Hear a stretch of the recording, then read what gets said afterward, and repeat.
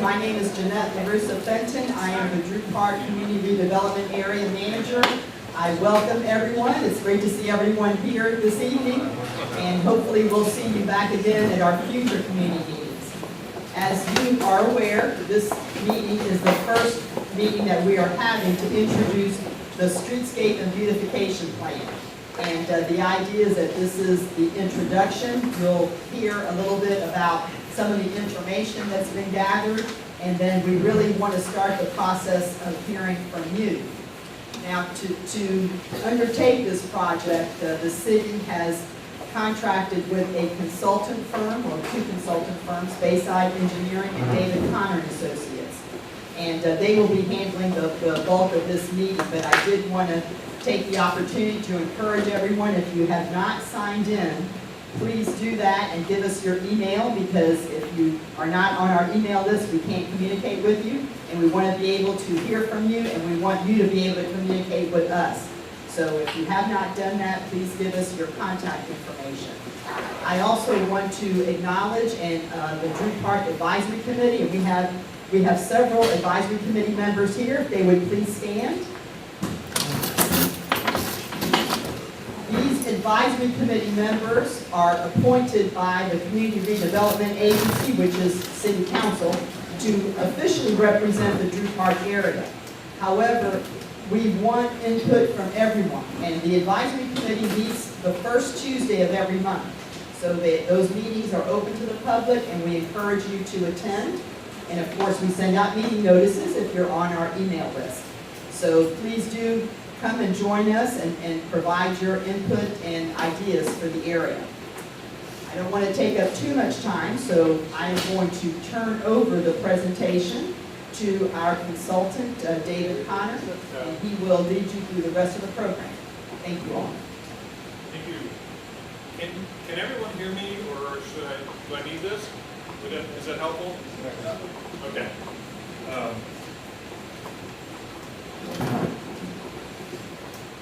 First, I'd just like to thank you for showing up. This is a great attendance. You never know how many people might show up for a project like this, and so I think this is outstanding. It shows the level of interest in Drew Park, and it's very impressive from my standpoint. It's not something we always see. So thank you for coming, and it's important that you be here. From the standpoint of today is, just as Jeanette mentioned, an opportunity for you to give us your input, really before we start any concept work.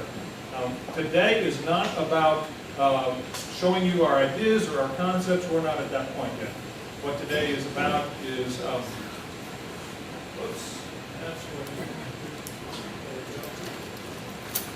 wrong button.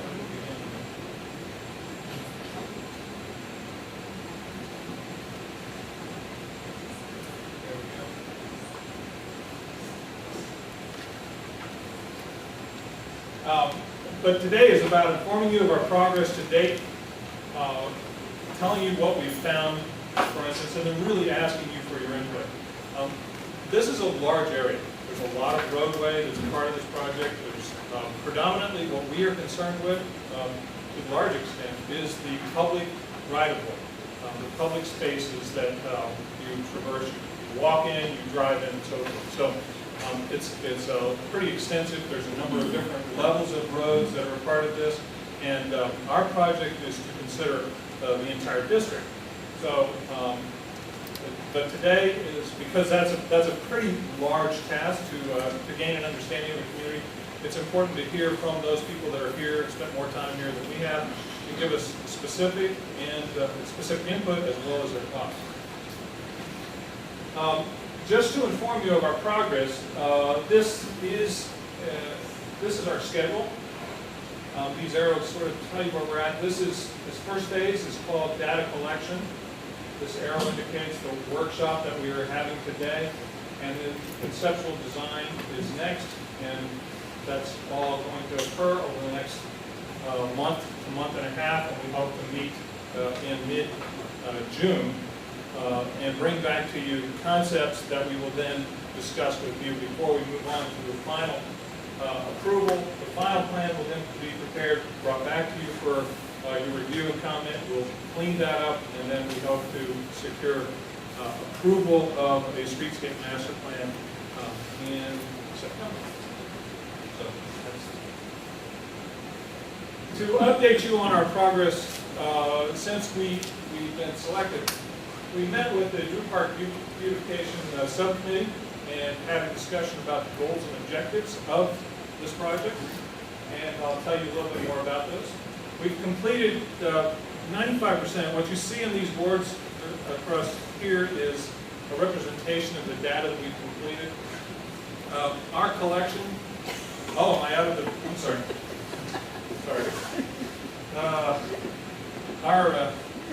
Our collection included, Ann actually here, my assistant, walking the entire, every street. We've walked, we've photographed, we have an enormous database now of photographs and record information, the street conditions, and if you have a piece of property, you live somewhere, you have business or whatever, we've at least walked it. I will tell you that we have that. It's very important to us because of the variety of issues to try and get a sense of what the issues are in each specific area. Not that we're going to be able to, this is a master plan, we won't be able to address it each specific, but we try to understand the issues that are affecting this community specifically.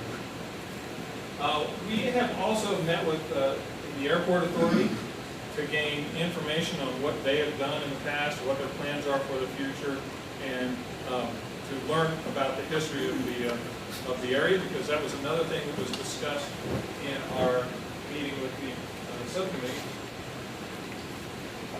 And today, and the last one was today's workshop meeting.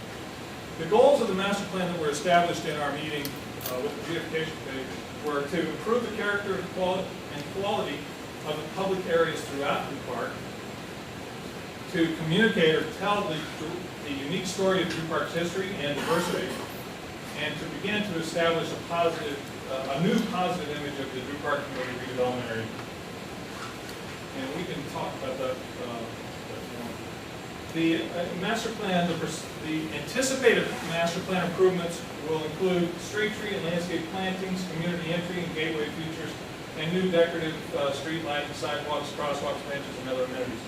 I just want to forewarn you, I guess, as I say that right off the bat, that there are no preconceived ideas of what that means at this point. That doesn't mean that we have a very specific pattern that we're going to follow, or a character that we're going to follow, or an identity, or anything like that. That's what these meetings are about. So, does anybody have any comments with regard to the progress that we made, or the goals that we have at this point? Yes. Since I live and work here, what are the ideas for expansions and what They have no more land acquisition plan for the Drew Park area. They have a master plan for their property, which is all on the other side of Carter Road. And that is, their master plan is now a 2025 master plan. And they do have extensive plans for that side of the road, as you well know. I'm sure everyone knows that they have extensive plans, and those are all available. Anything else? You know, when you build something, you build in a house, the first thing you fix is the entrance. Most of the traffic on Drew Park is low side. I got a business there for about 35 years. And low side is the worst street here. Yeah. You're fixing this street, the other. But when you come to Drew Park, you need to come on soon to need a factor. We're going to talk. So many homes there, Right. beaches and things like that, and never. Yeah, we're going to. Do you want to address that now, Jeanette? I almost hate to say it, because I've said it before, but we actually are going to be paving Lois Avenue very shortly, probably within the next 60 days or so. So we are going to be, we were trying to hold off on paving of Lois because, let me get to the front so I don't have my back to people. We were trying to hold off on the repaving of Lois because we were waiting for the stormwater permits. That project, thank you. I usually don't need it, but That project has been delayed, but that project is now also going to be starting a little sooner than we expected. But it's still a couple of years at least away. So we don't want to wait any longer to pave Lois. So we're going to go ahead and pave Lois, pave Grady, Ohio, Church, and Tampa Bay from Lois to Air Cargo Road. So that's the next phase. We've seen repaving going on for the past 2 years or so. And now we're getting to those streets. And we hope it's going to be within the next 60 days. The only thing we need to look into that, because I got a building there, I told in 1985, it was $150,000. And see, that day I've been hearing about getting bigger loads, making these, getting the soft, you see, have falling on this side or the other. And that is when you go there, people, they go there. You come to this border, the first street you find loads. You have done loads before you go to any other street. If you walk there, that thing is awful. You go from the street here, it's awful. They put it after all the other streets. And I hear it for 15 years, 20 years, trying to fix loads. Loads is, that's the main street. The main street, you got a circle here, you know, the school people, they go to Lloyd's. The traffic is like this sometimes, and never see the Lloyd's fixed. The road is so heavy. Traffic is heavy. And they said they're going to do the pinching, they're going to do the full line, they're going to do this, and that never happened. It never happened. And I just want to clarify, we're going to go through some of those issues, and the maps out here are to address our findings, and that is certainly part of what we're finding. So, I got a hole in front of my building there, I tried to pull, dirt, and the city said, no, don't go there, don't go there, go to peace, no. And then finally, somehow, they found 50 holes for the water needed, they're going to replace it, they do something, and they can say, okay, I'm going to put a little after the fix it. Right? I think it's coming. Always right. Yes, I agree with the gentleman 100% what he's saying. I have property on Clark Street, possibly an acre of land, apartment building. And my street got paved on Clark Street, didn't even need it. I scratched my head and said, why are they paving my street? It should be paved from Lois. Because I agree with him, no matter what angle you come in, Lois needs to be dealt with first. I mean, I live on Clark saying that. yeah. I mean, fixing the road is not the only thing. The biggest eyesore I see over there, I want to cry, is the sides where the pipes are. You can see the Right. nasty pipes. Right. They need to be put in, covered up. I think you make everybody in Drew Park happy just to fix Lois 100% right.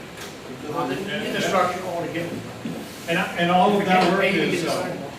yeah, and that work is, that's not a part of our project today, but it is a part of a project that is ongoing, a separate consultant is working on, and I know that effort is, but I'm not, obviously, I understand and recognize that it's terrible. I mean, It's like, no matter what angle you come from Hillsborough, you come from the college end, Yeah. Lois is. I hear the same thing for, let me say 85, over 20 years, the same thing, the same language. They're going to fix it, lower the rate, and the whole is really still the same. 25 years. Taxes go high and high. Well, it seems like to me, if you had people sign, I think everybody signed it on Lois, so Lois needs to be fixed. I think everybody would agree with that, everybody. I mean, ask everybody, raise your hand. Sidewalk in Matanza when nobody Lois. Yeah. You're gonna find no disagreement. See, that's why people don't keep on coming. You had something you wanted to say? Well, I was just wondering if you continued, that probably some of these Yeah. things would be answered. Let me, and again, we are, today, we're just gathering. One more thing, and I'll be quiet. Another thing is, that's why people don't keep on coming to the meetings. It's been a long time since we've had a meeting, and that's what runs people away, when y'all just kind of like shove to the side and let's go on. I hope we get some answers today. I'll be one of them who doesn't come back. Well, Or tell us when you are going to have the answer and come back to the meeting. okay.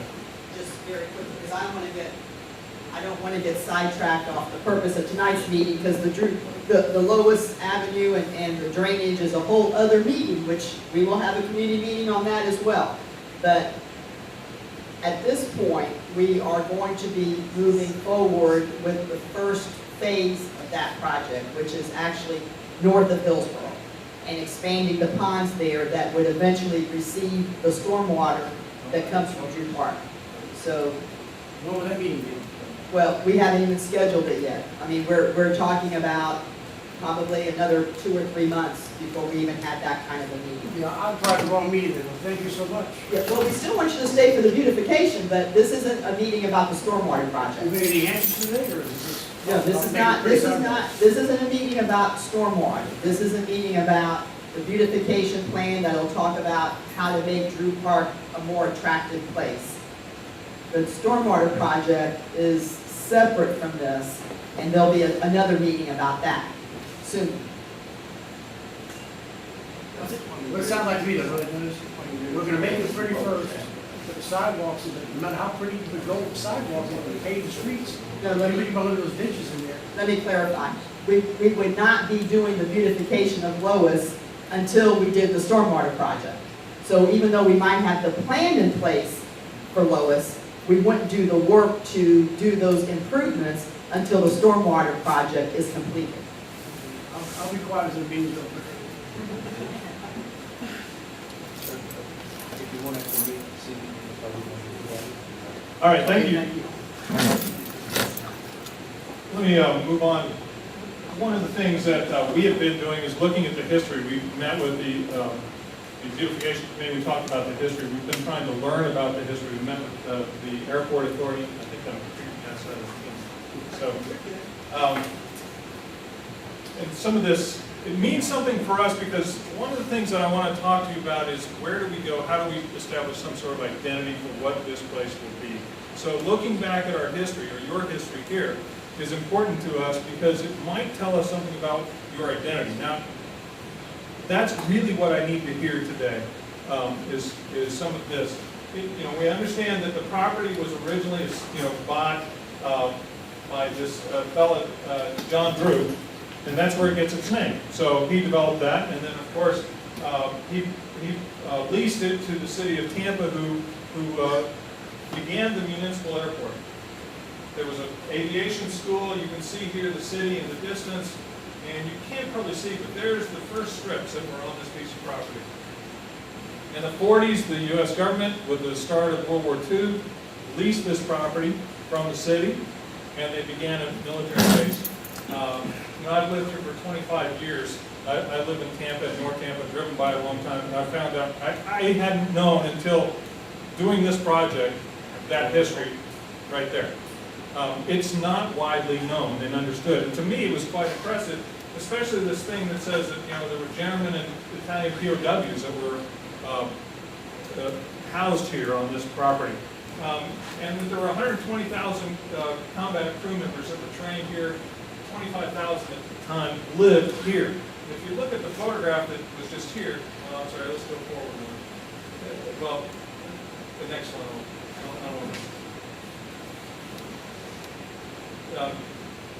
Drew Park was an active, very active place with a lot going on, and it was part of the real core of what was happening in Tampa at one time. Is anybody here that was there at that time? Back that far? Okay. I need to speak a little bit. These photographs, Drew Field, this sign, we're trying to identify where that might have been. You know where that's at? I know that was exactly at the entrance to Tampa Bay Boulevard, Dale Mabry. Okay, that was at Tampa Bay Boulevard, Del Mabry, and That was the main entrance to Drew Field. right. That's what I was interpreting from the aerials, was that divided road that I wondered why it existed was the entry to the airport. That was the reason. This is a photograph of the headquarters building. In 43, this movie was created here. It was actually an Academy Award winning. This was a big deal. It was, you can still rent this movie. I was surprised. I did searches. I got trailers. I watched a little bit of it. It won a couple of Academy Awards. It was nominated for a bunch. It was one of the top 3 films in 1943. They say it's not completely historically accurate, but it's a historical movie. And the predominance of it was filmed here at Drew Park. In the late 40s, when the war ended, the government gave back the property to the city. Dale Mabry was constructed because MacDill Air Force Base was being constructed, and so that became the access. Dale Mabry you can see here in Hillsborough Avenue, and I'm pretty certain that runway is still in the same location. that would put the terminal building or the main headquarters or terminal of the airport in this location, and this was Tampa Bay Boulevard. This right here is what was Columbus Boulevard, and that is Lois and West Columbus. It's pretty fascinating stuff.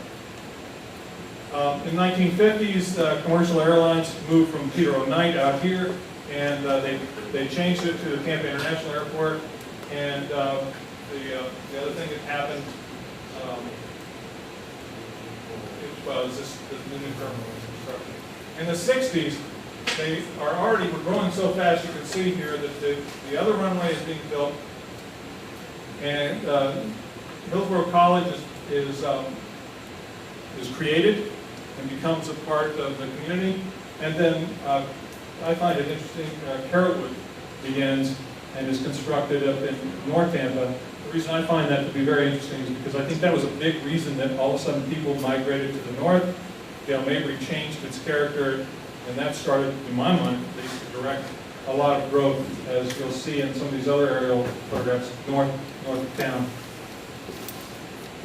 In the 70s, the Airport Authority opened the new terminal. The Buccaneers established they became an expansion NFL team. So you could see the old sombrero sitting right there. And already in the 70s, the terminal building was being knocked down, and the new terminal was under construction. And you can see just an immense amount of growth in the area. In the 80s and 90s, development trends moved away from Drew Park. I think we were talking about that with some of the people here. A lot started to happen. It began to transition more industrial, light industrial, less residential. Although there is residential part of the community, there's a lot more light industrial. As Dale Mabry began to be established as a connection to North Tampa, new car dealerships began to show up along Dale Mabry, and we had a lot of commercial development along our edges. The Tampa Port Authority acquired 205 acres of Drew Park, that area right there. Then that acquisition is fairly significant for a reduction in the number of people and businesses in the area. In the late 90s, Steinbrenner Field was constructed on the corner. And then in the 2000s, we had the demolition of the sombrero, the reconstruction of Raymond James Stadium, more development, more concentration. The Drew Park Community Redevelopment Plan was completed and established, and that's pretty much why we're here today. Today, Drew Park is right here. This map shows sort of all of the connections that you see. Drew Park, which was once outside of the city, has been completely enveloped by the city. It's surrounded, and it's, as you mentioned, a lot of traffic that goes by and into the community, but pretty much people go by Drew Park, drive by. There's very little new commercial development in the area. There is some. We've seen some acquisitions, but not a lot. There's been a declining residential development. Anybody have any comments with regard to the history, any thoughts or additions, anything that we missed? The old terminal was there, they never tore it down, it's still there. It's on the far end, they have private planes coming in there. Part of it on Hillsborough. You know what I'm talking about? Yeah, the private area, the same airport's still there to this day. Okay. They just went around, they built around it. You go straight down Anderson, the dead end road light, Okay. look, you can see it. Or if you go to long-term parking, you look over the head, looking over at the roof park, you'll see it. Okay. Private planes still parking in there. That information was, I took that word for word off the airport's If you look at website. it, tell, So- you can see it. Okay. Very good. Anything else? Okay, I'm going to move on. The land use for, this is a document here that is based upon the county's land use plan. You can see where there is a lot of public space. The where you have this, where Hillsborough County Community College, and of course the DMV, and there's lots of public spaces in this area. And then there's the Hillsborough Maintenance Facility and the Army Reserve Facility. Commercial along the edge, as we mentioned. There is light industrial throughout, residential, and then commercial land use in that this location down here. The vehicular, I'm sorry? Why the city's buying up property on Hoover? That's why the city is buying property along Hoover. City. Stay up. Hoover and, Only two microphones. between Ohio and Woodlawn. Yes, we have acquired several properties that are on, well, three parcels that are on Huber, and then one parcel that fronts both Coolidge and Huber. And we had acquired those a while back when we got good prices for them, but the real estate market was very hot, and we were concerned that there would be a need for quality, affordable workforce housing, and we wanted to be able to provide that, so we acquired that property for that purpose in mind.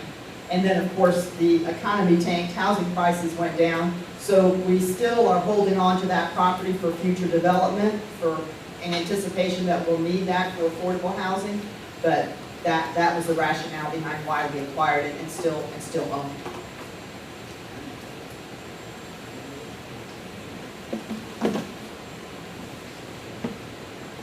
Okay, look.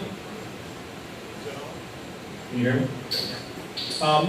Looking at the vehicular circulation patterns, which what we're trying to do here is to establish an understanding of the hierarchy of the use and how each street is used. Keep in mind, we're developing a streetscape plan, and each street has a certain level of use from its various, in a purpose. You know, some of them are major collector streets, or we're calling them major street corridors, which you have referred to. There's really, as we see it, Lois, Martin Luther King, and then Tampa Bay to Lois. Cargo Road is not on the property, but it is also a major collector, and there's a lot of traffic that connects up to Cargo Road. So we consider that a part of what we're analyzing. There's business collector streets, which what we refer to as these mostly east-west streets, and the addition of Grady and maybe Hubert too. Here it's pretty similar to, in that it's got a north-south through connection. But these provide for a lot of through traffic through the community to businesses, and then there are the local business streets, which are predominantly narrow streets. They're mostly destination streets where people would go to their business, and we're not looking at a lot of, in the commercial area, we're not seeing a lot of pedestrian movements and so forth.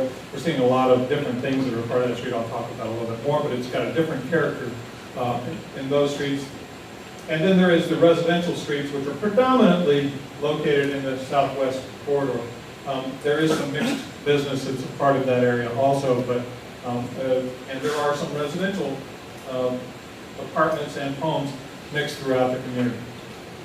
But as looking at a predominant to try and understand, where are kids at? That's a big thing that we're seeing. A lot of children that are going to school buses or riding their bikes and so forth. Where we're seeing that as a part of the street, how that would be affected, is predominantly happening here and scattered in limited areas throughout. When we look at pedestrian circulation, we're trying to understand the level of use that pedestrians might have in a particular area and how we should address that. Because I think what, I remember one of you made a statement about putting in a sidewalk someplace and not needing it. I think we've seen a lot of that, and I think that that's part of what we're trying to analyze right now. Some of these streets, there's a lot more need for business traffic than there is pedestrian traffic.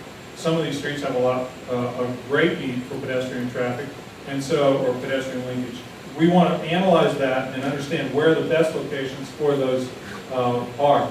We know that there's a lot of people along this edge, mostly driven by the Buccaneers when they have a game or when there's an event that's happening in the stadium. There's a lot of people who park cars in this area, and those people then come out and they walk down Del Mabry and they cross either at MLK or down here at Tampa Bay Boulevard. There's a lot of students that are now finding housing. I wouldn't say a lot, but there are students that find housing. Since this housing project occurred, there's more pedestrian traffic across Lois. And we're seeing all along Lois, as bad as the road is, and which is terrible, you also see cow paths on both sides where people are walking up and down the street almost continuously. So there are a lot of people that are using Lois not only for vehicles but for walking. You've got apartments on those. I'm sorry? You've got Yeah. places Yeah. around. The thing about that's unique about Drew Park, you've got the President of the United States right across the street. Over here, you've got a drunk. Over here, you've got a tow truck place. And it's just all. Yeah. And people like it. People love Yeah. it. You know? And I honestly, I think The that President, you have to push your car, and the drunk guy doesn't push your car, everybody gets in. It's just the way Drew Park is. But what's so unique about it? You can't change it. It's so broken up. It's so, I don't have a word for it. It's all word. I don't know. and I think what you just said, I like in that I want to be clear. I'm not here to change anything. Yeah. You know, to be honest with you, what I'm here to do is to understand what this community is all about and to respond to that. Because I think that gives you something that's much more interesting, that fits the community. Because I think there's a lot of value here. That's where that's what we're trying to understand. So how do we deal with the existing conditions to fit what works for this community? I'll give you one answer. Fix Lois. I live on Florida. I want Lois. Somebody write that down, So please. she wants Lois. Fix Lois. It's very simple math. Read my lips. Fix Lois. You know, And make you're my not job gonna easy. put your flowers or your sidewalks, but do it on Lois. Put whatever. If you got $10 for every street, take all those $10 and put it on Lois.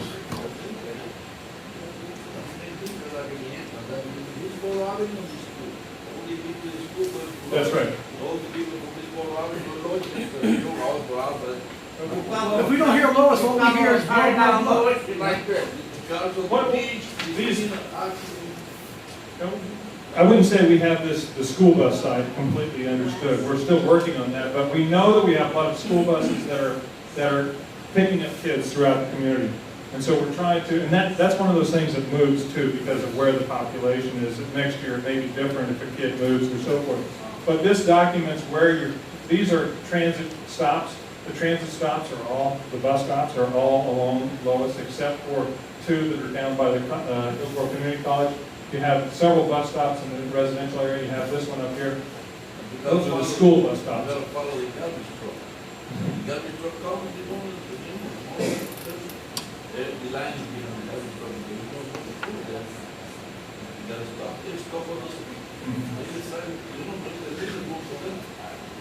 One of the things I would appreciate your input on today is confirming or reinforcing whether our interpretation or my interpretation is correct. What I see is a heavy need.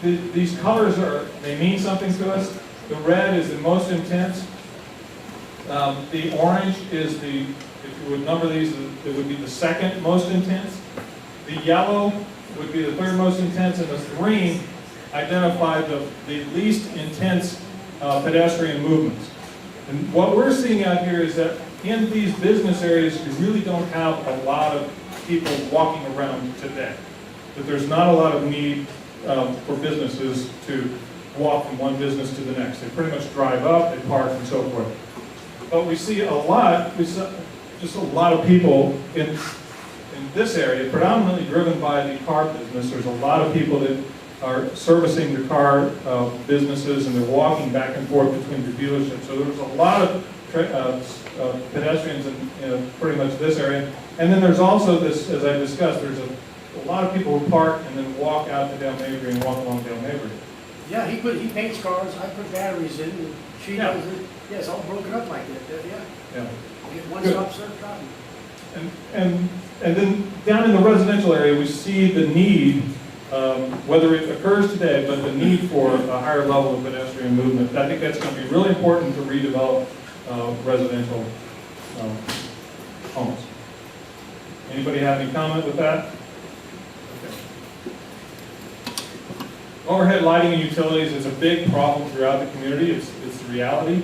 I would tell you that every street you can see here, there are a couple of streets that don't have overhead power, but pretty much every street has overhead power. All the streets are low pressure sodium lights. It's not necessarily the best quality of light. People tend to be a little bit more anxious in it, but it's not terrible. It's one of those. It's that light that your car color at nighttime doesn't quite look right, usually underneath it. It's one of the things though we're going to have to deal with as we go further along, because it really, if street tree planting is something that we want to encourage as a part of this, that is a limiting factor. There's a lot of overhead power lines, and it becomes an issue. So I'm not sure what that conclusion will be, but it's certainly something that we'll have to deal with. Gateway and identity. We talked a lot about gateways, and gateways mean different things to different people. I don't want to really get into what a gateway is or a solution today. We will talk about that next time. But I think what's been reaffirmed here today is the idea that certainly at Hillsborough and Lois is a major gateway. At Dale Mabry and MLK is a major entrance point, and then at Tampa Bay is also. They have different reasons for being gateways, but they all have major entrance points to the community. It's also, since Cargo Road was developed, that's a major area, but I'm not sure that that's as significant today for Drew Park yet. And it's also outside the CRA, so we'll have to understand where the boundary is and how we address that. But these connections are very important. They're kind of back of house, easy ways to get out and move out throughout the community and link up with Hillsborough Avenue.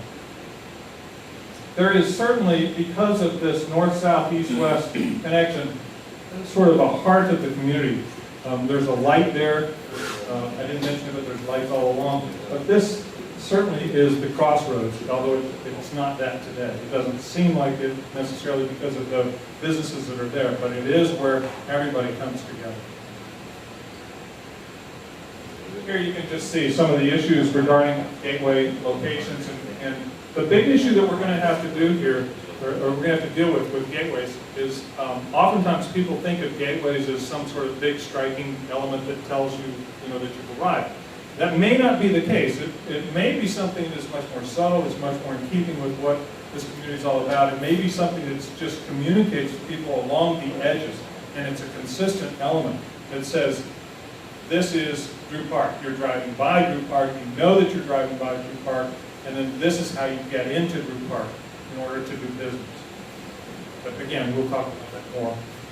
I just kind of wanted to take you by, here's that intersection where you're talking at Lois and Hillsborough. If you can tell, this is an aerial perspective. It's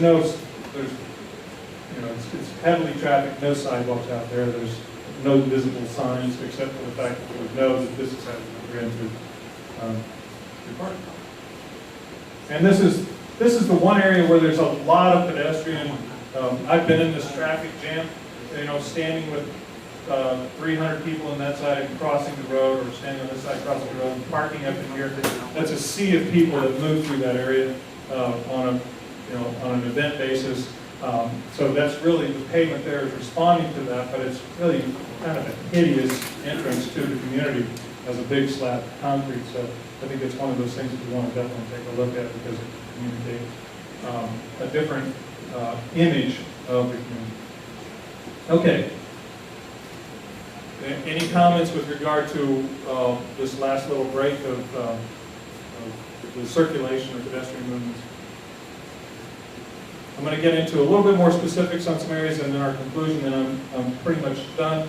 And then following that, what we're hoping is, I forgot to ask you to hand out, there are some post-it notepads around here, and if you're thinking of something, or you have a specific issue that you want to comment with regard to your location or your understanding of the community, if you could write that down, on a post-it note, you can either give it to us, leave it on your table, or you're welcome to stick it on this stuff. If you say, I got a problem with this, or I know this issue, or or this is wrong, or whatever, please feel free to do that. Yeah, she's going to hand those out now. That's okay. We've already talked about drainage swales and ditches. Every street in Drew Park has drainage swales. I can tell you right now, this is Lois down here. Lois has it for much of Lois on both sides of the street. That is a part of the stormwater management or drainage plan that is under consideration now, and I can't tell you today, and don't want to get into what those potential solutions are. I know they've looked at several, and to my knowledge or understanding, I think that the plan is to put that all underground, but again, I'm not responsible for it, that's not my, but you can see it's a major impediment. Here people are parking out on the street, and that car and pedestrian are pretty well exposed to traffic, separated from their house. So that is an issue when it comes to personal safety and that we typically want to address.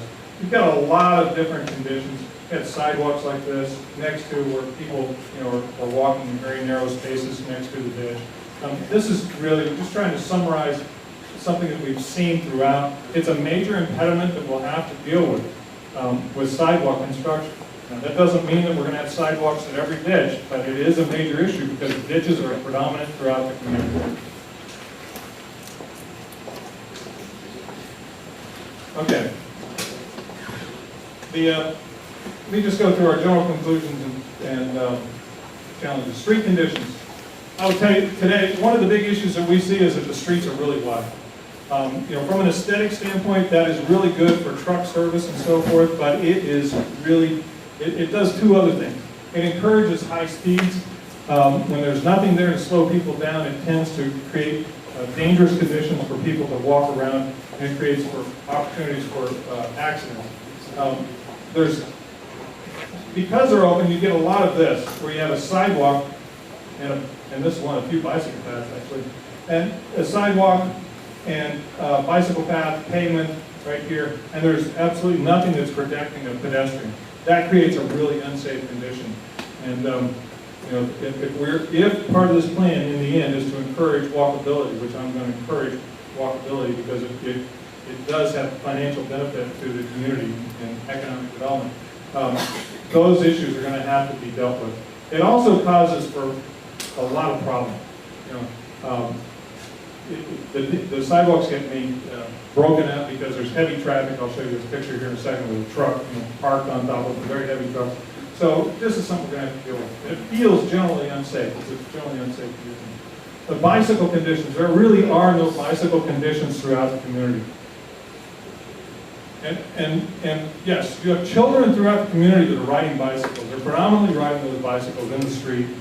There are no safe bicycle areas. And so it creates a problem. It's something that we're going to have to deal with. It's also something that every city that I'm involved with and working with today is doing what's called smart growth. It's trying to, as gas prices are now $4, people are putting down their cars and they're looking for opportunities to ride bicycles. I know one business that when the business went to tank, I went into my bike shop and the guy said, my business is great because people are buying bicycles. Bicycles everywhere is being promoted.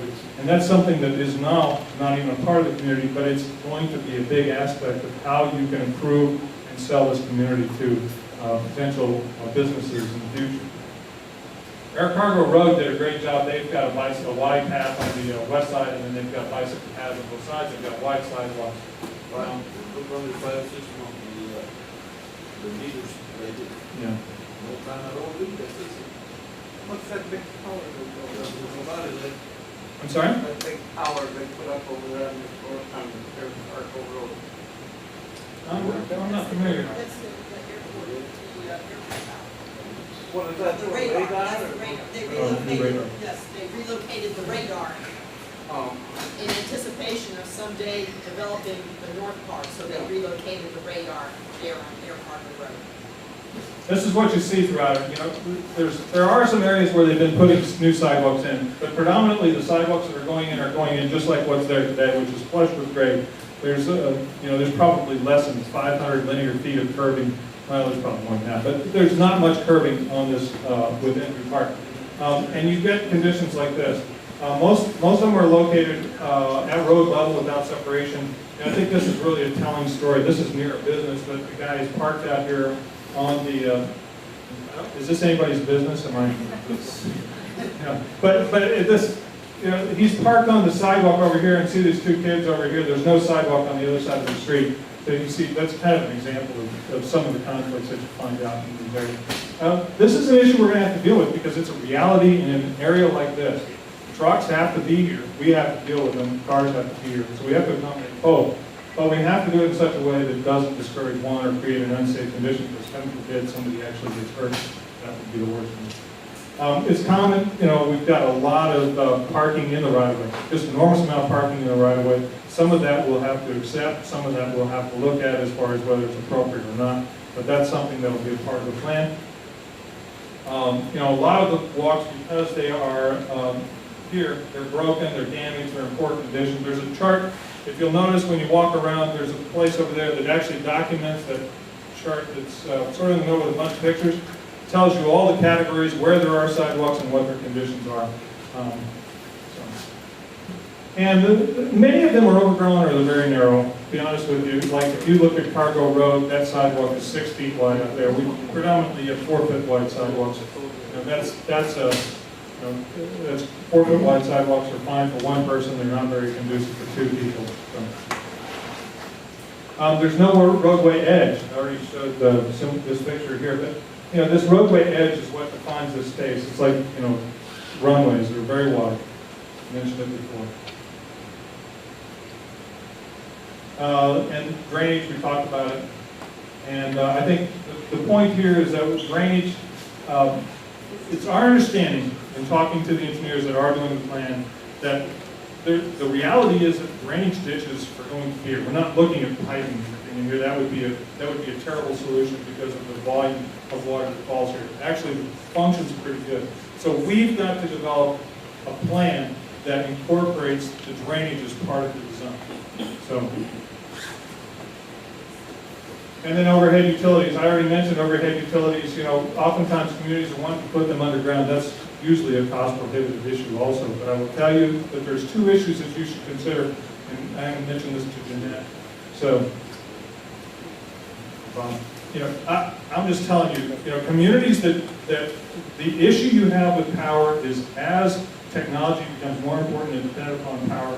When overhead power lines go down in storm conditions that we have here and businesses get put out of place, they decide to move other ways. So it is an economic issue.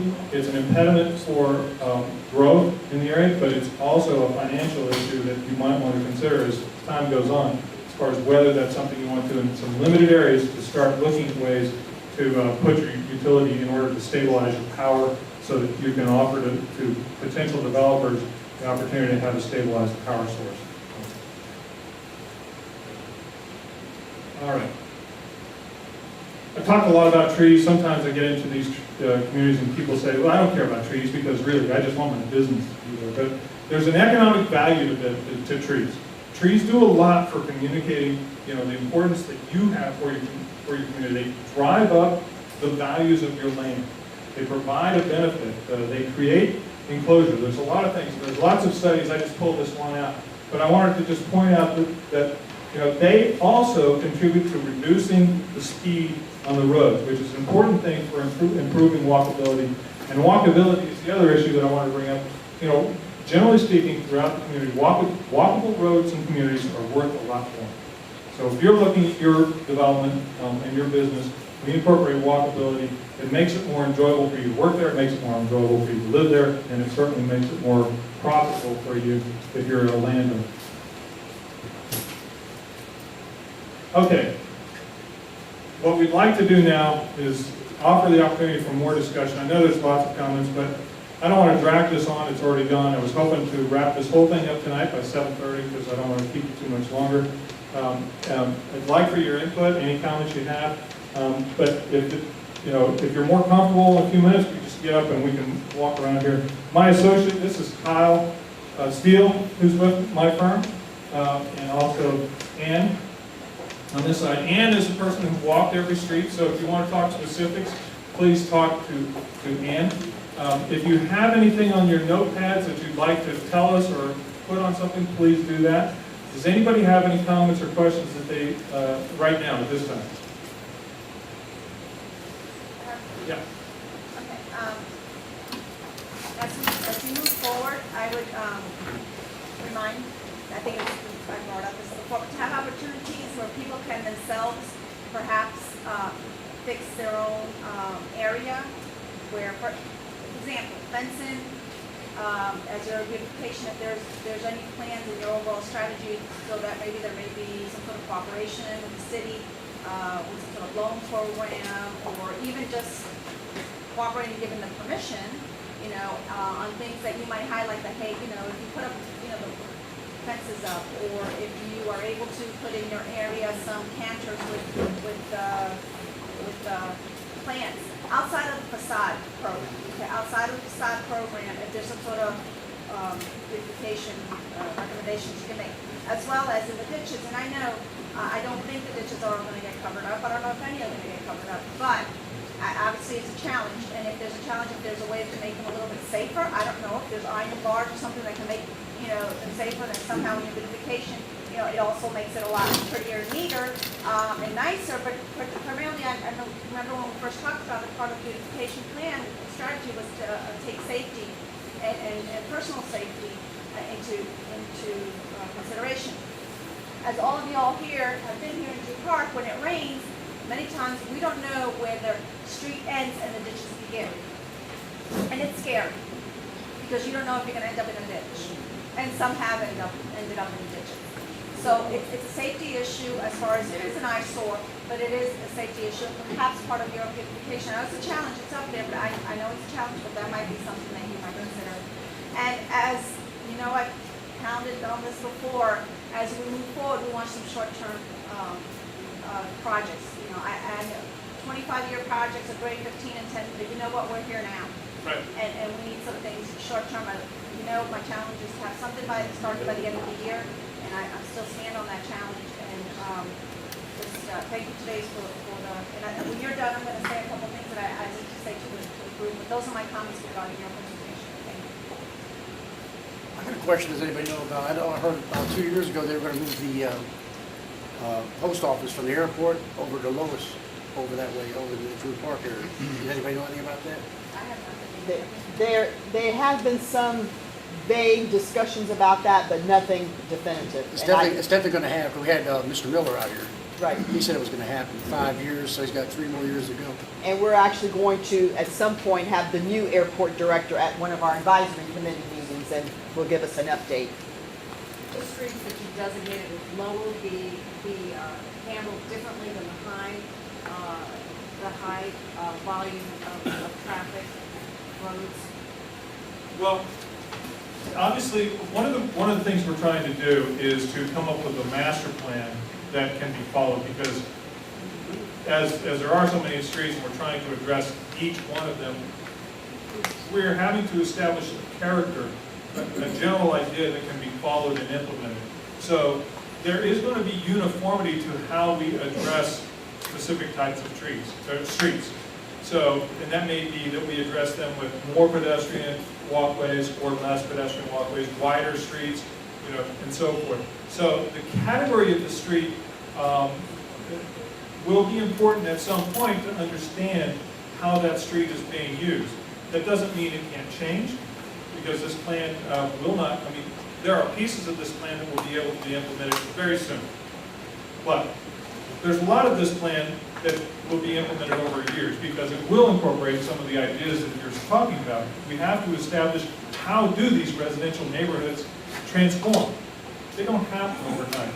We have to set forth a pattern and a plan for how that happens and can be implemented. And some of that does fall on tree planting programs or sidewalk programs and those sorts of things. But I would say to you that if you know specifically that a street, if anybody knows specifically that we have documented a street to be lower or higher in its use, and you're telling us that we think there's a different use there and you're not reading it quite right for what's really going on, please tell us, because we would like to document that. Yeah, the southwest corner where Drew Park where, Ten Bay Boulevard and Park almost- Road. Right, Almost near Congo Road right. and Alpine, that's more heavily trafficked than. We dropped the traffic there, yeah, okay, I appreciate you mentioning that because that was our interpretation, Yeah. but we wanted to know, and that's one of the things we want to prove today. There's more traffic there. And I will tell you, the other day I was driving home, and I got behind a Federal Express truck that turned and went right through there and right down, around the roundabout, and headed right, to his business, so. Yeah, David, have you collected the traffic counts on these roadways? no, and that's not a Well, part. that data is available, is it not? Yes. Typically, the city We have- collects that yes, we data, do and have. there's traffic studies that have been done in the area. There That could be some, I information, don't know how accurate it is or how recently Well, it's done. but it's better If we than were gonna use perception. it- If we were gonna use it to determine that, we would have to take it current for this. So, we can pull up some information from transportation that we can pull into that. As we start developing the street profiles and that information, we will go to that. But what he's doing right now, the information he has is starting to test it. Well, not only do you have the traffic counts for the segments, but you have the traffic movements at each intersection that are always, I think, valuable data with respect to what kind of activities taking place at each of these intersections, not just the volume, but the times that when that volume occurs and when the AM or Right. PM peak Yeah. and those kind of issues. Sure. That's all valuable data that may in fact influence really how you address one of these intersections or road segments down the road. One Yes. thing is, you go to Tampa Bay and go inside, they got a circle there. I don't think that is treatment to go all the way to Buffalo. You could be no chance to go to Buffalo to there. You mean to, you mean the car lot? I think it's talking about West Shore.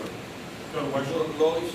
Yeah, it's closed, yeah, you're looking at West Shore. You're looking right to like the mall. Then you want to go to the mall on the other side, you need to go, then Mary. Yeah, you want to go Don't Colombo. Boy Scout. Lois, Yeah, let's you go go to- all the way to. to Boy Scout. Yeah. The mall is right beside The Boy Scout. runway is there. You got a face there, there's a street there, but you gonna keep going this way. Yeah, 'cause it's all part of the clearance area for the airport, it's all owned by the airport. The fire department, they run, pass runs. See how fast they can get to the airport and they pay. Well, before they put in the circle and FedEx was there, they straight to and pay. That's been paying for a long time. Now they get up, some of them drivers, I think they're natural. You know, some of them will go down Lois to Ohio, down to West Shore, then back to that intersection. Some of them go straight around and down to West Shore, no. They can't go straight. But there's no reason why they can't put that straight through. There's nothing there but chain link fence. To stop them from letting fire department, police fire department, get out and open the gate and let them go through. They're driving all around trying to get there. Everybody on the airplane burning up. Anybody have any other comments?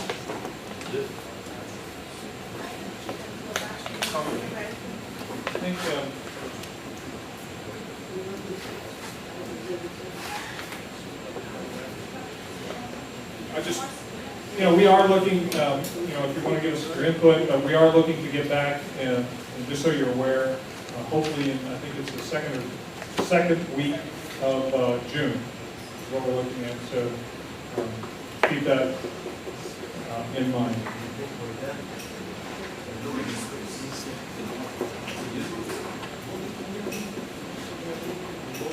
Okay, the comment cards that you hopefully have picked up, anything else, you can either give to us, anybody here who's with the consultant team, or you're welcome to mail them out. And you're also after, as it speaks, you're welcome to stick around, we'll be around for a while, and we'll be happy to talk with you in detail about anything. Thank you very much. I just want to say something real quick. First of all, your comment, perhaps we need to get it to, on our board, there's a representative from the airport, and we should probably, put her in contact with you somehow to understand that path you're talking about. My name is Maritza Astrokiza. I am in Drew Park. I have a business here. My family has a business here. We've been in the park probably over 30 years. Just like you guys, I love Drew Park. There is a lot that is going on in Drew Park. Drew Park, to me, like a lot of people that I speak to, is not valuable just because it's where it's at. It's valuable because of the people that are in here and the businesses that are in here. And many times, and I understand there's some new people that have come in, and I've seen quite a bit of new businesses actually coming up. One of the most common comments that I receive is that you can find everything in Drew Park. It's a community. And it really is. If I'm looking for a particular bolt or not for something, I can maybe go to this gentleman and say, you know what, so-and-so and so-and-so street will have it. You know all that it's like that. And we are a community, and we do help each other out, and we are a strong business community. And guess what? Most of our businesses here are provided to the local economy. We're important. We're important to Tampa. Yes, go ahead. I don't know, but how much is the contribution on Drew Park to the city? Is it small, bad, good, or decent, or whatever? Well, you can go there and tell them, hey, you need to do something with Drew Park because there's a lot of taxes there. You don't think that it's... Okay, I'm going to explain that to you in a minute.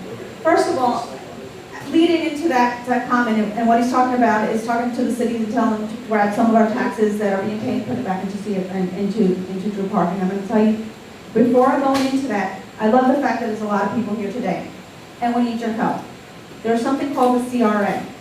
Correct me if I'm wrong, Jeanette, as I move forward, but the CRA was formed in particular pockets of the city of the state, and we're one of them. And what that means is that there was a level chosen of taxes that was kind of put on hold. Let's say that the taxes for year A was $2 million per cent. Or the city or the state, actually, I believe it's the state thing.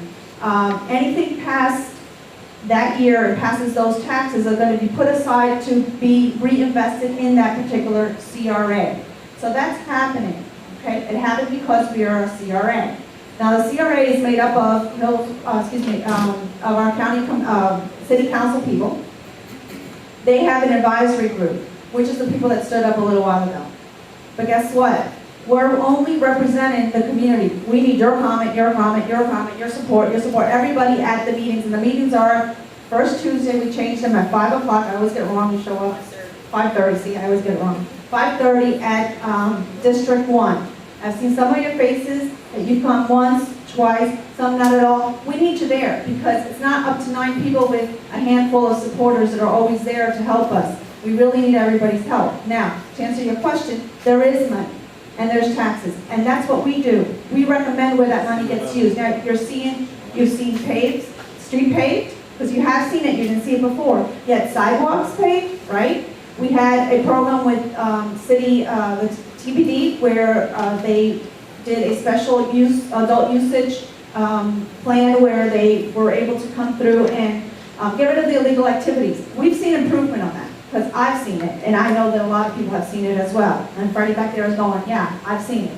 Yeah, and I just noted down a few things. The sidewalks. We had some USF students, by the way, doing some communication research in the last few weeks. If you see them, please cooperate. They're just collecting data to help us find out what's going on in the community so we can make the plans to spend the money in Drew Park. So if you see those USF students, please cooperate with them. You'll see, and you kind of think they're solicitors, and you're like, oh no, that's like today I had one come up to me and I was like, oh no, they're trying to sell me something. No, they're not. They were trying to collect the data that we asked them to collect. We have had planned cleanup days for extra, what do we call them? The commercial sweeps. Now, look at, hopefully soon, we're going to have some bike patrols. We actually went out and partnered again with TBD and purchased some bikes so that officers will be patrolling our area on bikes. What does that do? It gives us more of a sense of community. It allows them to build relationships with you, and talk to you guys, but it also allows them to patrol our community on a one-to-one basis. It's a lot easier for them to go find a criminal in a bike than it is in a big car that to see them coming. So be looking for that. So there's a lot of really good things. I don't want this to turn into a speech, but basically I wanted to come up and say, because I'm really, really happy to see all y'all here, and I really want you to be coming to our meetings because we do have money to spend. And part of our money was to go contract these people to put a strategy, to beautify. And yes, we're paying attention to Lois. And the reason Lois, you've gotten an explanation before, it was also on my agenda. When are we going to get to Lois? When we get to Lois? But now you know why. And it's getting done. One of the main things I want to say is, if I didn't say it already, is Drew Park has character. Drew Park has personality. It's not just a group of people, residential and businesses. We have character, we have personality. It's beautiful, to me anyway, to drive around and see where our soldiers lived, where our motors were repaired for airplanes. I love seeing it. I'm told that one of our property is a home where a general lived. I think that's great. That's history. That's our history. So anyway, my name again is Maritza, and I hope to see you guys at our meetings, because we really need you. We're a community, and we need you to help us plan this. Yes? You said 530 District 1. Oh, District 1 is TPD, the Tampa Police, which is right across the street. It's right here on Tampa Bay. You just go there, they let you in, and we have our meetings. Jeanette, did you want to say anything? No, it's another, did you want to say? No, just, I will just Thank you. close. I just want to close again by thanking everyone for coming. Please spread the word. I'm sure all of you have friends, relatives that might have interest and input and couldn't be here. So stay tuned. We'll be meeting again in mid-June. And we have our cards and that have our phone numbers, our emails, so please stay in touch with us. Thank you.